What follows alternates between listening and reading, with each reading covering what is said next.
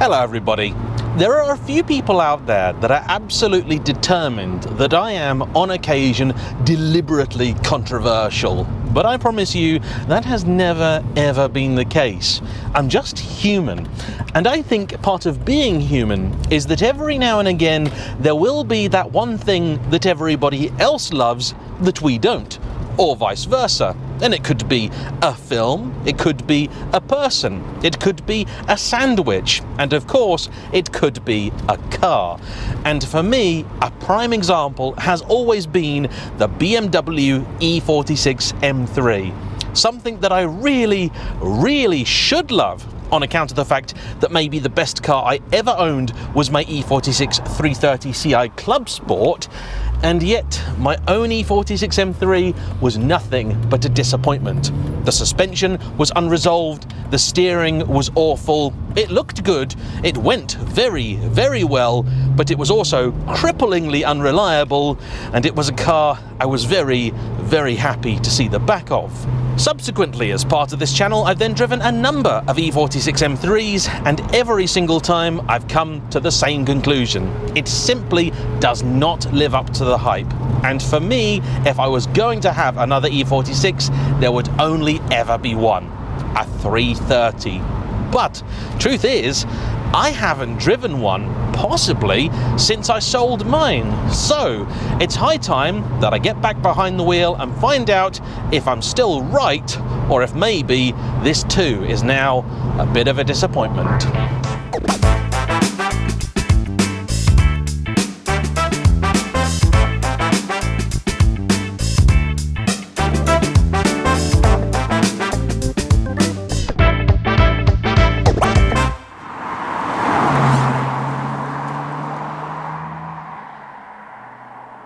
So then, here I am on one of my favourite bits of Scottish B-road, behind the wheel of John's gorgeous 2005 E46 330 Ci Cabriolet. And there are several reasons why this exact car is the perfect one for this video. First off, it's entirely standard. Second, it's in excellent condition, both cosmetically and mechanically. Underneath, apparently, there are a few little patches that need tending to, and John's plan is to buy himself a ramp for the garage and start doing that as his next winter project. But the car sits now on just 52,000 miles, it having been on just 16,000 when he picked it up 15 years ago. You see, at the time, he too decided that he wanted an M3. He's always been a little bit of a petrol heed, as he describes himself, but the fact was, back then, he had a commute that meant an M3 was likely going to be a bit too much. So he decided the next best thing was a 330. As it happens, not long after he got the car, his commute changed and he could then cycle to work. But he held on to the 330, and with every passing year, he has had fewer and fewer reasons to get rid of it. And today it forms part of a small, but I think brilliant fleet comprising this, a Suzuki Vitara, and a 987.2 generation Porsche Boxster.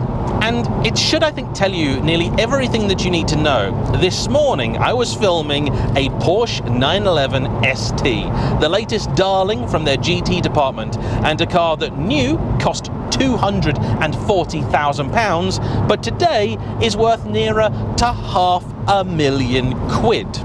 And the gentleman who brought that was joined by another chap driving a Lotus Exige 430. And when I told both of them that my afternoon's appointment was an E46 330 Ci, both of them went, "Oh yeah, that's a brilliant car." And I gotta say, from where I'm sat right now, it really is.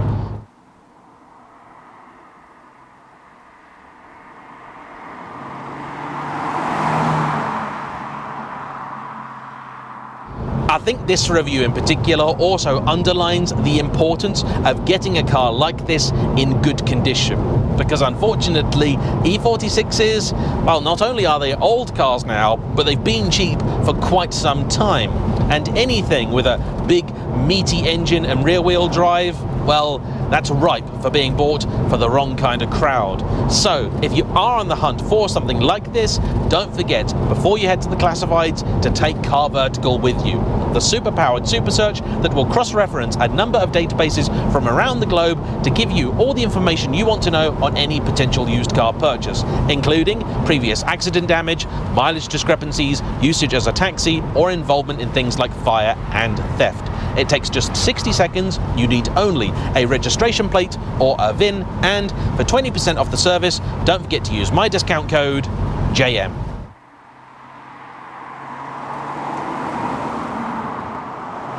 And you really do want to be careful when buying one of these, because today they can be had for impossibly low sums. When I checked, I was shocked to see that you could get an E46 like this, apparently, for 1,500 quid. Granted, it'll be a pre-facelift with a lot of miles on it, but that's a lot of car for not a lot of money. And I suspect it wouldn't be a very good one for that kind of money. Spend just a couple of thousand more if you can though, and things start to get a lot better, with the really, really good examples not commanding all that much more. Every now and again I see someone try and claim that a club sport is worth 12 or 15 grand, and honestly, it's just not. It's got a wing on the back, it's got some little carbon splitters on the front, different interior trim, and a couple of nice paintwork options you couldn't get on a regular 330 without going individual, but that's it. There is no mechanical difference between one of those and one of these. They go the same, stop the same, everything else. Oh, it's got some Club Sport specific split rim alloys, but I mean, you could buy those on their own if you like. I like these MV2s, they suit the car really, really well.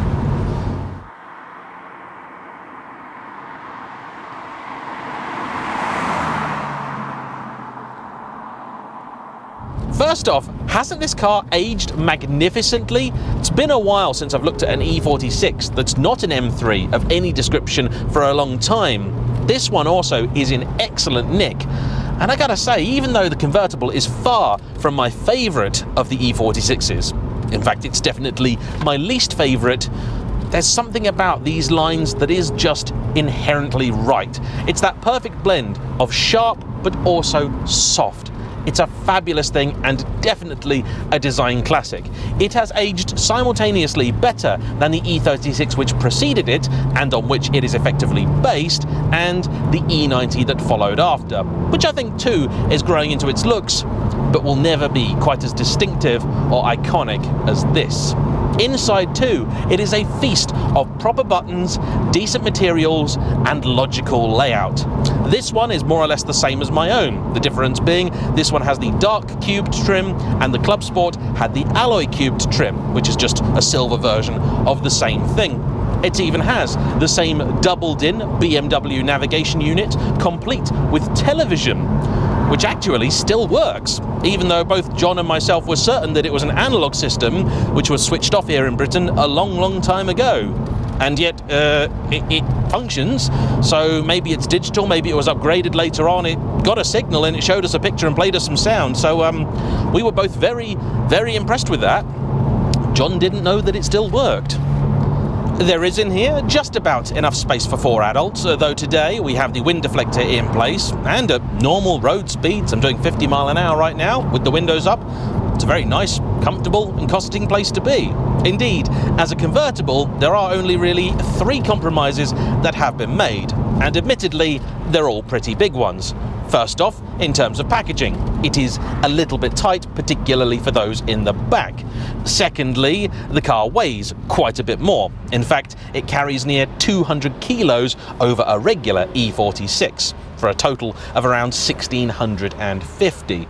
And finally, there will of course be a dynamic penalty, this car simply being nowhere near as rigid as the coupe or the saloon. And that is one of the other reasons I'm glad to be driving this, because if what is the worst of the regular E46s can still be a good car, then my theory is proven, and the 330 is just better.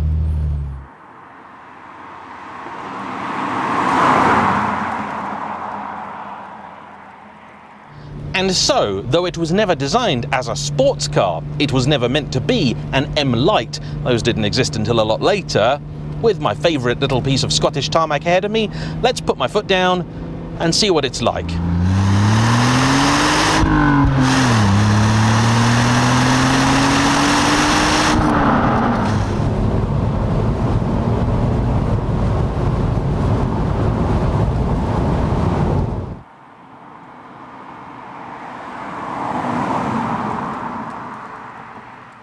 The performance, particularly after having gotten out of a 525 horsepower lightweight special Porsche, is what you would call adequate. It is not particularly brisk, neither is it especially slow.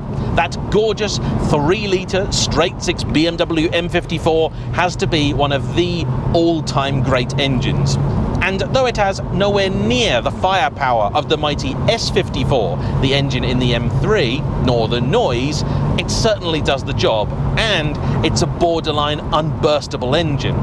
And the same really can be said for the rest of the car. Yes, it has its problems. Like the M3's rear subframes can be an issue, though not to anywhere near the same extent. The Vanos on the engine can play up, but again, doesn't seem to be anywhere near as much of a problem, and they do corrode.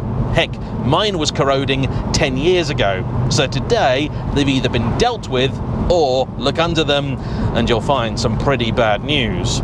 Still, the relative lack of performance means that you can access all of it, and if you want the best from this engine, you really do need to rev it out. It's extraordinarily linear, with both the power and torque being delivered in a very smooth fashion. The headline figures are 231 horsepower and 221 pounds-feet of torque. That's a nice even 300 newton meters. And when I had mine, those were big numbers. I was coming from a Peugeot that had just 110 horsepower and was heavier and diesel, so it probably made similar torque, but the BMW's engine was a revelation, and today it's still glorious. This gearbox actually is pretty good too. Has a reasonably long throw, is quite notchy, but where some are uncooperative, this one is very nice.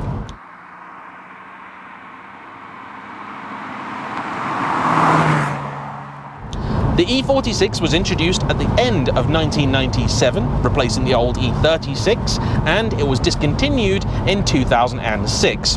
And at both ends of its production there was a little crossover with both its predecessor and successor. In 2003, the car was facelifted. Outside, it received a slightly larger grille at the front, which I think does look nice and a little more modern, though there are still some who prefer the early look, and I totally get that. At the back, there were also a few subtle changes, the most obvious of which being the change to LED rear lights, that I do think look really good and are frequently retrofitted to earlier cars, particularly the M3, which never got the full update but did get the lights. But for me, the reason that I actively sought a facelift car was that at the same time the manual changed from a 5-speed to a 6, and as I knew I was going to do a lot of motorway miles in the thing, I wanted that extra ratio in the hope it'd give me a bit more economy. I suspect it probably did, and these can be pretty decent cars. In mine, I achieved a lifetime average of 29.72 the gallon, which for a big, old-school straight-six, I think is pretty decent. At the same time, my sister and her partner were driving around in a supercharged Mini Cooper S convertible, and they got nowhere near the same economy. The 60-ish litre tank here should be good for a range on the motorway of well over 300 miles, and these are an excellent place to spend your time. Although, I do recall, the stereo, even the Harman Kardon one, was pretty rubbish, and so if I were to have another, that'd be one of my first ports of call to upgrade. As for the rest of it though, I think I'd be tempted to leave it well alone. I have every now and again gone looking for my old Club Sport. I do believe it's still in existence. It was on high mileage when I sold it, and now is on super high mileage, I think close to 200,000 miles. But if anybody knows whatever happened to WJ05 HEV, I would love to know, and one day maybe buy it back. Not sure what I'd do with it, but it's a car that meant so much to me and was so good to me. I put some 30 or 40,000 miles on it, and it basically never went wrong. The starter motor failed, and I had to replace a battery, and that was it. The rest of it was all just routine maintenance. And it's been the same for John and his. These are, certainly compared to the M3, and indeed most other cars, very dependable.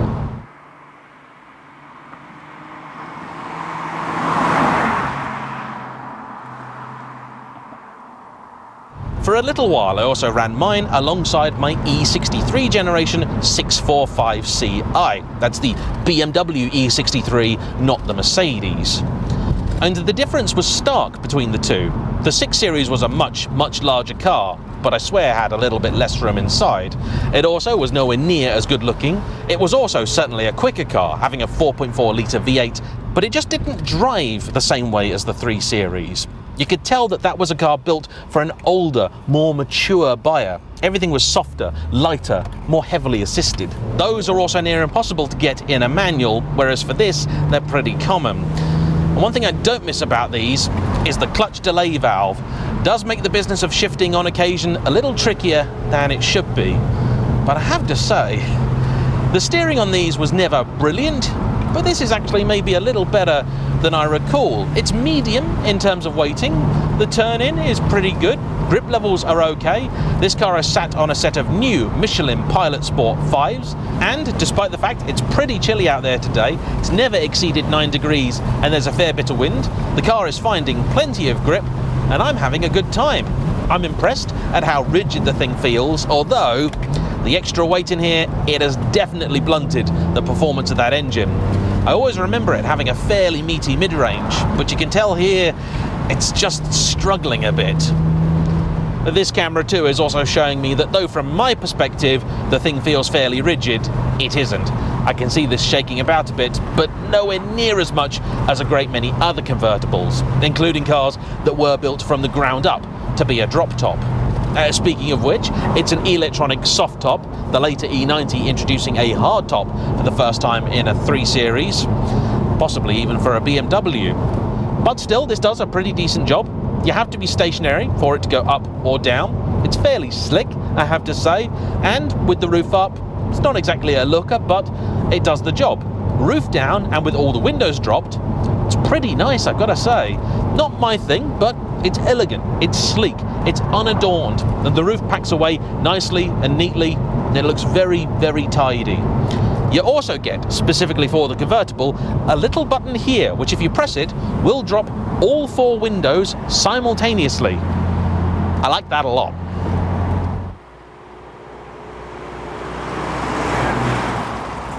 I also must say it does please me greatly that John has retained all of the original infotainment and everything in this car. I know it's useless and awful and out of date and everything, but it's just nice. I like it for nostalgia, if nothing else. And now, let's put it through this really tight, twisty and demanding set of bends.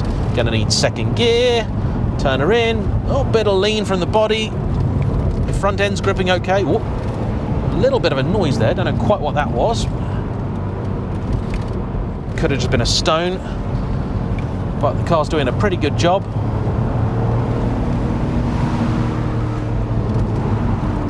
Feels good.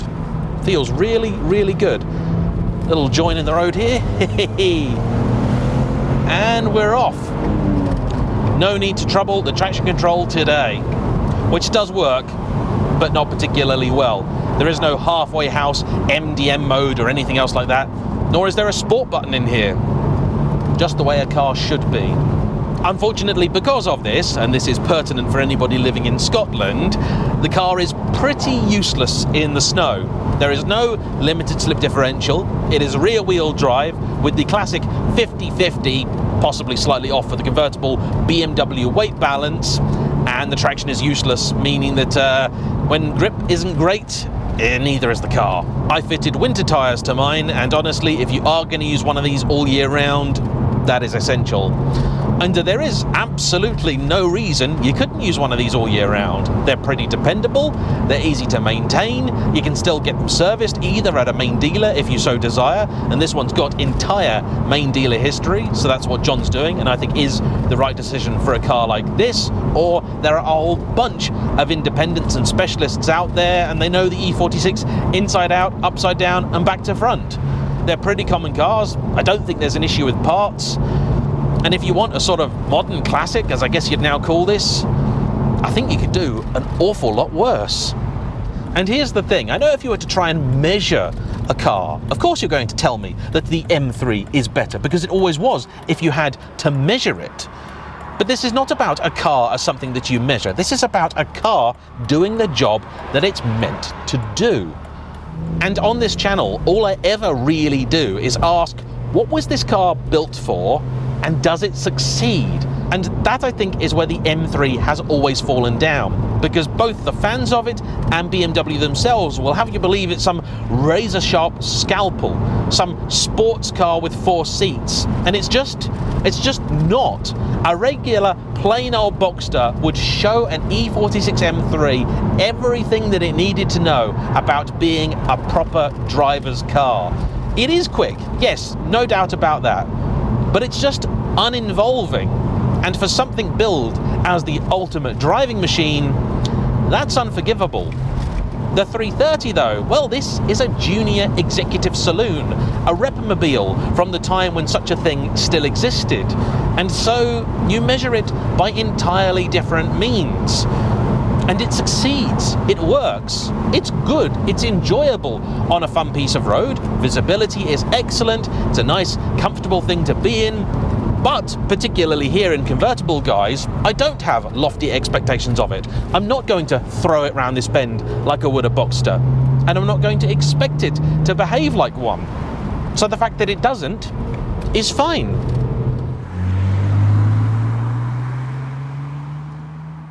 And the other thing I love about this car, it comes from that era where it's packed with nice, helpful little extras, not needless gimmicks that nobody really is ever going to need in a car.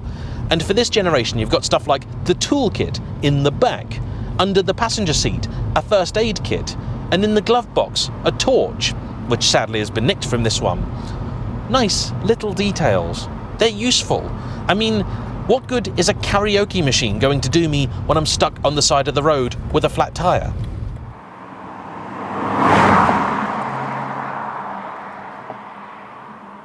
You know something?